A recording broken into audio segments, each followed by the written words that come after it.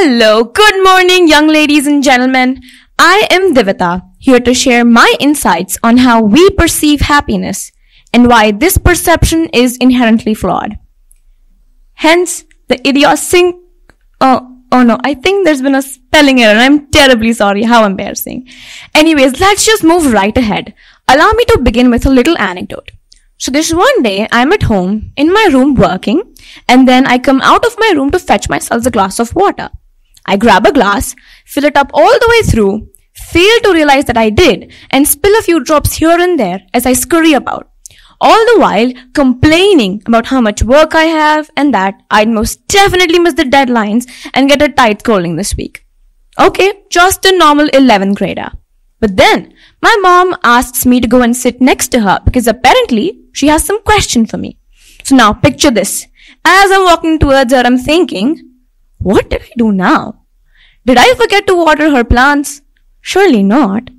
Did I put my plate in the sink or forget it at the study table? Oh well, I guess there's only one way to find out.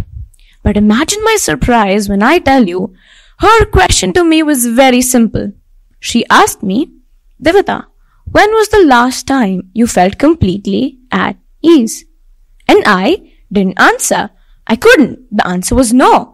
I had become so caught up with work and competition and keeping my rank up that every time I was awarded something or was praised for an achievement, I never felt joy. It only ever felt second nature. I just felt a tiny, mild sense of relief. Just relief and nothing more. And only now have I come to realize how flawed this way of thinking is. And to keep up this mentality is to literally miss out on living. You see, happiness isn't about the job or the degree or walking in the footsteps of all of those who've come before you. You are made to believe it is, but it really isn't. If I were to pull up the definition of happy or happiness, this is what Wikipedia has to show me. Which, ironically speaking, makes me quite unhappy to read. Because happy or happiness is the curiosity. It is the discovery of hope and faith in yourselves that it will work out perfectly fine just because it always has. Essentially, happiness comes from within of you. Because if you were to think about it, you weren't just plopped down on this orb of a planet with amazing people, opportunities galore, and something to admire in every tiny creature, every small pebble, every lavender sunset, and every mighty mountain. I mean, it is preposterous to think that you were blessed with all of this and given no purpose at all. You hear people talking about the grand scheme of the universe or achieving greatness and whatnot. Don't you think, maybe, just maybe, the grand scheme of the universe is for you to discover happiness? For you to realize that happiness is not a goal because you can't strive to be happy. You heard me. You can not strive to be happy. Tell me, when has it ever happened that you've desperately wanted to be happy and actually achieved happiness? Never. Murphy's Law, am I right? The thing is, when you yearn for something so bad, be it happiness or anything, the farther you get from it, because you give your subconscious mind the command that you don't currently have it. The thing is, happiness is an inherent state of mind. It is a way of thinking that can literally be cultivated, learned, practiced, and internalized. Because if in 1,000 years from today, none of this will matter, and you and I aren't going to be here forever, why can't we just relax a little and try to be happy? And so I say, happiness is an idiosyncrasy, because every person has their own niche idea of a happy. Not a textbook definition, not a mold into which you're supposed to cramp your ideas to fit inside of, an abstract and thus beautiful concept. But now the question is, hey, so the more I chase happiness, the farther I get from it, how do I become happy? And we're all in luck here today because I have done my research, I have curated an answer, a foolproof roadmap to happiness, and I am right here to give it to you. So behold, there are 6 ingredients to being happy. 3 macronutrients and 3 micronutrients. Beginning with the macros, number 1, enjoyment. Anything that brings you joy is bound to make you happy. So each day, try and allot some time for a hobby that you absolutely enjoy. just for the love and fun of it, without any expectations of making money off of it. Number 2, satisfaction. It is not just about pleasure, it is about pleasure with consciousness. That hit of dopamine you get from starting off the day with the hardest task or a job well done not only makes you content and confident, but it also helps build momentum for the rest of the day. And number 3, purpose. Your ikigai.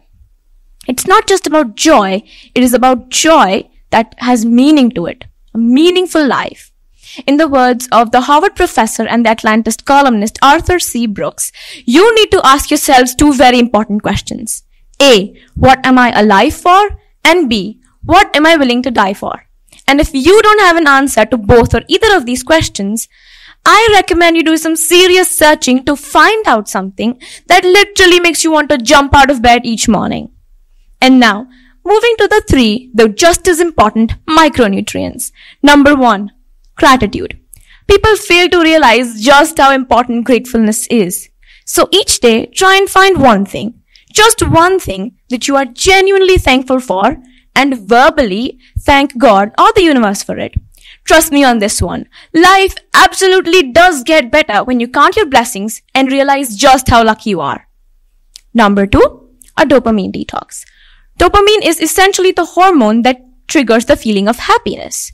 What I want you to detox, however, is dopamine like overindulging in social media, junk food, games, and other distractions. Because when this is always within reach, you would never want to go through the pain of achieving real dopamine. And trust me, there is only one simple and practical way to do this. Sheer willpower. It does not get easier than that. And number 3, now this one, before I display it here, is quite complicated. So I found this old study, almost 80 years old back, conducted by the smartest mathematicians, researchers, and philosophers from all across the globe about how happiness works, the mechanism of happiness. And they have compiled their findings of a series of experiments in just one graph, just one picture. So I'll display it here in a minute, but it's difficult, it's complicated. So you guys can try your best to understand it, and then I'll explain it as well as I can. You ready? This is it. There is no graph, there is no study, this is it. My point is, learn to live a little, people. I haven't listed these parameters here for you to sit and nitpick everything about your day and your life, because let's be honest, that is not going to bring you any joy or make you any happier. Sometimes it's so simple. Just take a step back, learn to enjoy the silly little things in life, and smile more. That's it. Now, coming back to where we started off, can I get a raise of hands of all of us who've watched the movie Pursuits of Happiness? Right? Please do. If you have not watched it, please do. It is an amazing film. But I'm sure all of you must have realized there are no spelling mistakes here. The title of the movie is purposely spelled happiness with a Y. And this had me wondering, why a Y? And maybe, speculating, just maybe, the Y stands for you. Thank you. Thank you guys for being an amazing audience, and I hope you have a great rest of your day.